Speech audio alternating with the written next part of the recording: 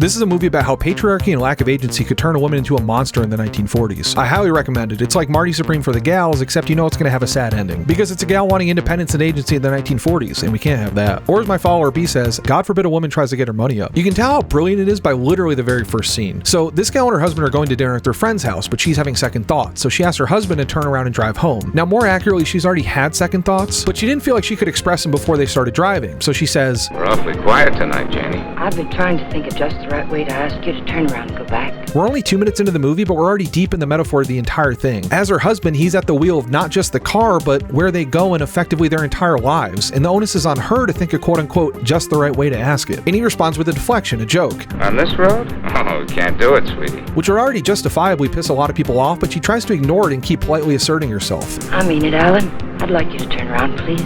But he keeps driving, saying, "What's the matter, Jane?" And now you can see the fury starting to build more rapidly. She tried to tell him before they left, but he didn't listen, and he plays stupid. I tried to tell you before we left home. I just don't like being patronized, that's all. I don't think I could take another evening of it. Patronized? Oh, sweetheart, Ralph is one of the nicest guys. You know it isn't, Ralph. But then we get to why she doesn't want to go. She doesn't want to feel lesser than. This diamond-studded wife looking down her nose at me like a big ugly house up there looks down on Hollywood. If your worth as a woman was judged in part at this time by what quote-unquote value of man picked you for his wife, then it's an evening of being made to feel worthless in comparison to this more well-to-do woman. But of course, Alan doesn't listen and calls her crazy and invalidates her. Please, I'm just not going. Slow down, find a place to turn. Oh, Jane, you're crazy. Alice likes you. Please. Which leads her to actually doing something kind of crazy. Alan, I mean it, I'm just not going.